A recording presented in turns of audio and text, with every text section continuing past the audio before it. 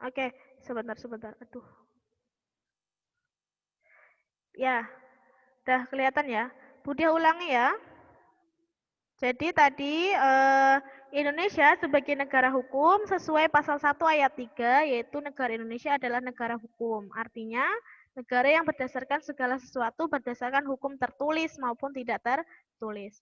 Setelah itu, unsur-unsur negara hukum adalah supremacy of law, kemudian equality before of law, dan human rights. Setelah itu ada fungsi norma hukum. Nah, fungsi norma hukum itu satu, memberikan pengesahan terhadap apa yang berlaku di masyarakat. Contohnya, kalau naik motor harus pakai helm. Berarti itu mengesahkan bahwa aturannya hukum itu kalau naik motor harus pakai helm. Kemudian alat rekayasa masyarakat.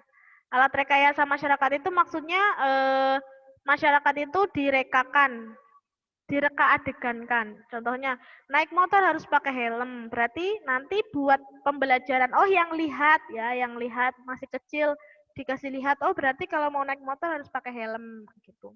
Kemudian yang ketiga, sarana pembentukan masyarakat. Masyarakatnya dibentuk sesuai dengan peraturan, harus begini, harus begitu, harus begini, kayak gitu. Yang keempat adalah sebagai senjata dalam konflik sosial. Senjata itu contohnya kalau ada konflik, misalkan ada yang tawuran, itu hukum itu yang menyelesaikan tawuran itu, menyelesaikan konflik itu karena sebagai senjata dalam konflik sosial. Itu adalah fungsi norma hukum. Yang selanjutnya, hukum sama dengan keadilan. Jadi ya, hukum itu identik dengan keadilan. Nah, nilai-nilai keadilan itu ada 3. Yang pertama, nilai keadilan distributif. Nilai keadilan ini dilihat dari hubungan antara negara dengan warga, warga dengan negara, dan juga warga dengan warga. Contohnya adalah keadilan distributif, itu negara dengan warganya. Contohnya, negara melindungi warganya. Jadi keadilan distributif itu keadilan oleh negara, pemerintah terhadap kita sebagai warganya. Harus adil kepada warganya. Tidak boleh membedakan ini Jawa, itu Papua, itu Sumatera, ini Sunda, itu Madura, gitu nggak boleh. Harus adil, karena itu adil yang diberikan negara terhadap warganya. Yang kedua, keadilan legal. Itu kebalikannya, yaitu keadilan warga negara kita terhadap negaranya, terhadap pemerintah. Contohnya adalah warga membayar pajak. Gitu ya. Jadi kalau distributif itu negara terhadap warga, kebalikannya yaitu keadilan legal. Jadi warganya terhadap negaranya. Nah, kalau antar warga negara dengan warga negara adalah keadilan komutatif. Jadi contohnya kamu dengan temanmu tidak boleh saling mencuri kayak gitu ya. Misalkan curi-curian kayak gitu nggak boleh, itu berarti tidak melakukan keadilan komutatif karena komutatif itu hubungannya warga dengan warga. Itu ya. Jadi distributif negara dengan warga, legal warga terhadap negaranya, komutatif antar warga negara. Gitu ya. Itu adalah nilai-nilai keadilan. Nah, selanjutnya sanksi pelanggaran norma itu norma hukum. Dari semua norma yang paling tegas dan yang paling mengikat sanksinya adalah hukum, norma hukum. Kenapa harus diberi norma yang tegas, harus diberi sanksi yang tegas? Agar sebagai pembalasan atas kesalahannya. Contoh Budiah mencuri, contoh loh ya. Contoh Budiah mencuri, berarti Budiah harus dihukum. Gitu. Karena itu merupakan pembalasan atas kesalahannya. Terus penjeraan. Jadi kalau Budiah dihukum, nanti Budiah jera. Dan juga untuk orang lain yang melihat Budiah mencuri, oh iya jangan mencuri, nanti kamu dihukum. Itu namanya penjeraan. Terus kemudian rehabilitasi atau pemulihan. Jadi Budiah disuruh merenung ya, dipulihkan. Atau kalau yang rehabilitasi lebih kepada contohnya pelanggaran penggunaan narkoba. Kalau orang yang masih kecanduan, bukan pengedar ya, narkoba itu kan ada 2 pelanggarannya. Kamu pakai, jangan misalkan ada orang yang pakai. Orang yang pakai tapi baru pakai tok gitu ya, kecanduan, pengen narkoba terus. Itu nanti dihukumnya bukan dihukum, tapi direhabilitasi, diperbaiki, biar tidak kecanduan. Tapi beda dengan orang yang mengedarkan narkoba, yang jualan. Kalau yang jualan berarti itu dihukum dan direhabilitasi. Tuh, kemudian agar tidak mengulangi lagi, otomatis ya. Dan yang kelima, mengisolasi. Budia di penjara contohnya. Di penjara berarti Budia itu diisolasi agar tidak melakukan kesalahan yang sama. Intinya begitu. Jadi kalau melanggar norma hukum harus dihukum karena apa? Karena alasannya ini. Gitu. Nah, ini pelanggaran hukum dibagi menjadi dua, yaitu hukum pidana dan hukum perdata. Hukum pidana adalah hukum di mana yang mengatur perbuatan yang dilarang. Sudah ada aturannya. Misalkan ya, kamu dilarang mencuri. Kalau kamu mencuri, berarti kamu melanggar hukum pidana. Terus, kamu dilarang untuk kebut-kebutan di jalan. Berarti itu adalah hukum pidana. Terus kamu dilarang untuk membunuh. Ya kan nggak boleh ya membunuh orang. Atau mencuri lah, gampangnya mencuri itu nggak boleh. Jadi kalau kamu melanggar berarti namanya nanti kamu dikenakan tuntutan hukum pidana. Kalau hukum perdata adalah serangkaian hukum yang mengatur antara hubungan individu satu dengan yang lainnya. Misalkan kamu Budia dengan temennya sakit hati, gotok-gotokan, terus Budia melaporkan temennya karena pencemaran nama baik. Gitu. Contohnya kan itu hubungan, bukan melanggar aturan gitu ya, bukan melanggar aturan, tetapi Budia menuntut temannya gitu, atau temannya Budia menuntut Budia karena Budia melakukan kesalahan terhadap dia. Gitu. Nah, kita lihat contohnya. Kalau pidana, contohnya adalah pembunuhan. Otomatis karena kan dilarang membunuh ya. Kemudian pencurian. Itu dilarang mencuri otomatis. Atau perampokan, penipuan, pemerasan, penganiayaan, pemerkosaan, korupsi, pengemplangan pajak, pemalsuan dokumen, dan lain sebagainya. Itu hal-hal yang dilarang. Sudah ada aturan jelasnya. Kalau perdata adalah masalah, contohnya masalah warisan. Warisan kan hubungan orang per orang ya. Misalkan rebutan warisan, nanti yang satu menuntut keluarganya. Terus utang piutang, ada yang hutang tidak dikembalikan, kayak gitu. Terus dituntut, kenapa nggak membalikan utang, kayak gitu ya. Terus sengketa lahan atau tanah. Sengketa itu rebutan ya, rebutan tanah atau rebutan barang. Kemudian perebutan hak asuh anak, pencemaran nama baik, dan lain sebagainya. Itu adalah contoh pelanggaran dari hukum pidana dan hukum perdata. Jadi hukum Indonesia ada dua, pidana dan perdata. Yang selanjutnya adalah sistem peradilan di Indonesia. Kalau sistem peradilan itu maksudnya begini, kamu melanggar hukum, kemudian yang ngidang itu peradilan. Hakim kan yang menjatuhkan hukuman kan hakim. Kamu disidang, tok tok tok kayak gitu. Telah melanggar ini, kemudian ditunjukkan buktinya, saksinya.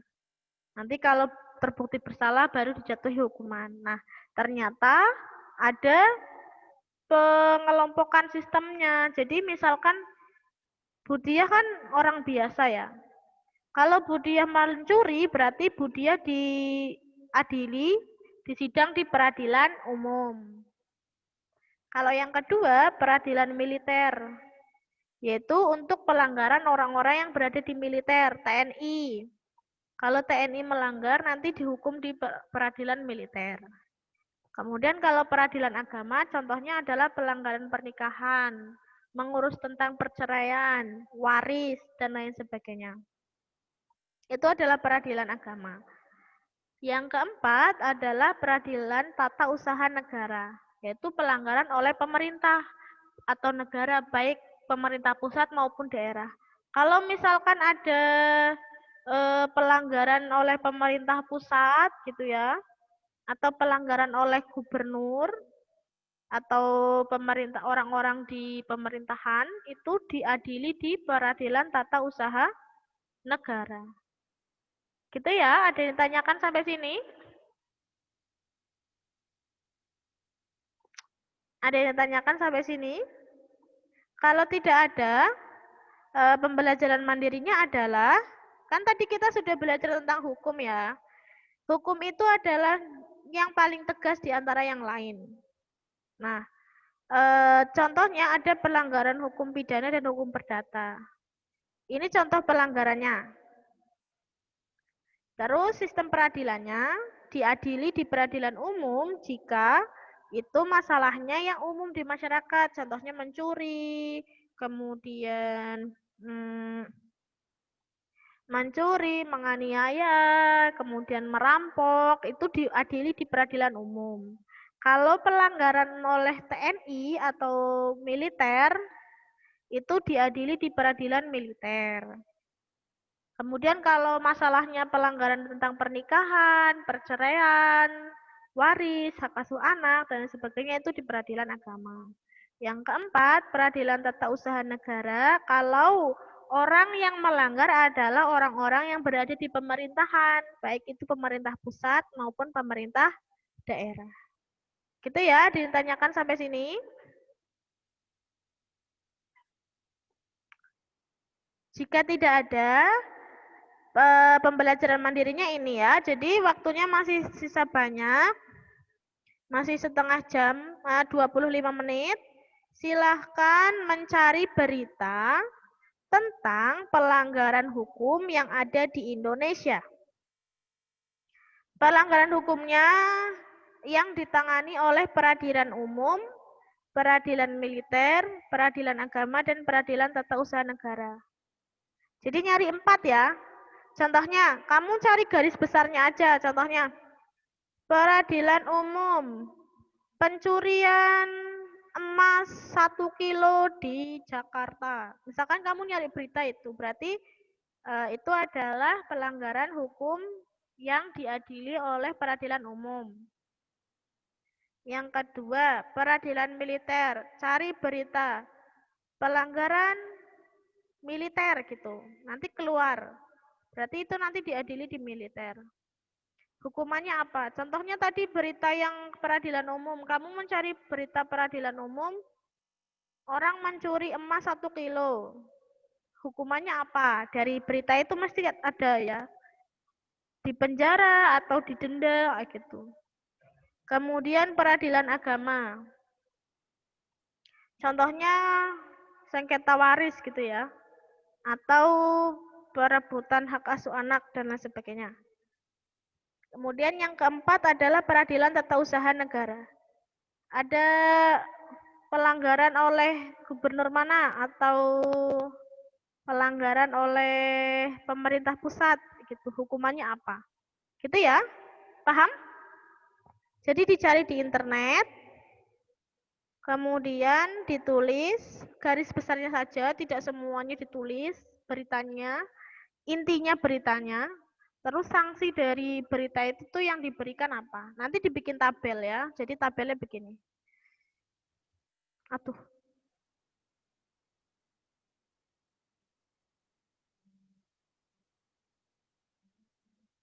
Tabelnya begini.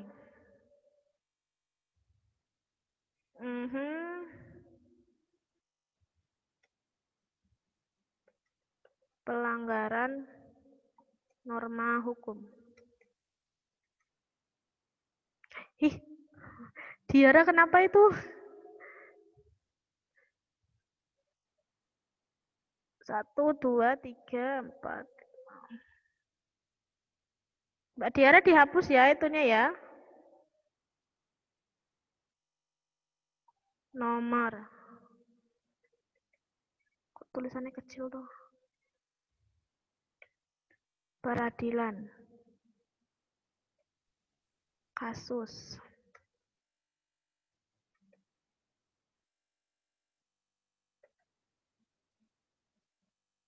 Sanksi.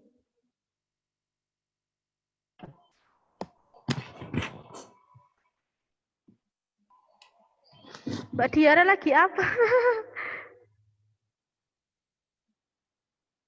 Gitu ini. Mau hapus.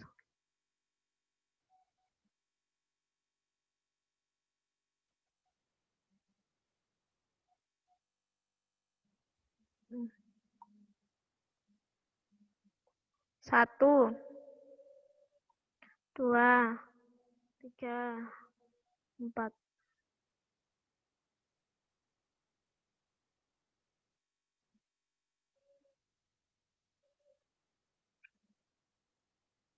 Peradilan umum, peradilan militer, terus tata apa namanya tadi, agama, dan tata usaha negara. Ini kasusnya apa? Contohnya pencurian emas 1 kilo. Kamu nyari beritanya ya. Terus hukumannya adalah di penjara 2 tahun. Contohnya. Contoh ya, ini contoh. Nanti kamu cari, kemudian di bidang militer, contohnya adalah pelanggaran oleh TNI. Apa kayak gitu ya? Paham? Ada yang ditanyakan sampai sini?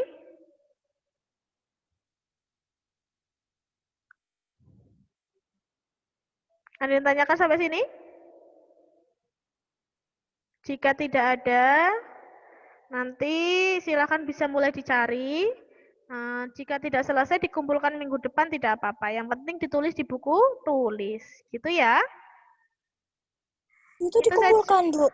Iya, lihatin pesan. Dikumpulkan, ditulis di buku tulis dan dikumpulkan maksimal minggu depan. Takutnya soalnya ini materinya belum selesai. Nanti bentar lagi mau PTS. Lah, kalau nanti misalkan tidak sempat ulangan bab 2, nanti pakai nilai ini. Gitu ya? Ada yang ditanyakan? Jika tidak, Bu diakhiri. Silakan bisa mulai dicari, bisa nyicil-nyicil 1 atau 2 gitu ya. Tidak ada yang ditanyakan?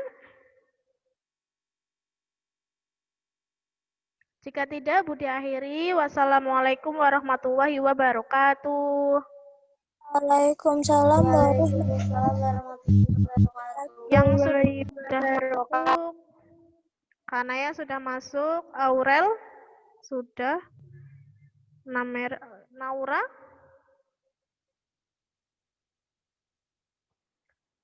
Naura belum, Nafarisma. Oke. Dah ya, terima kasih.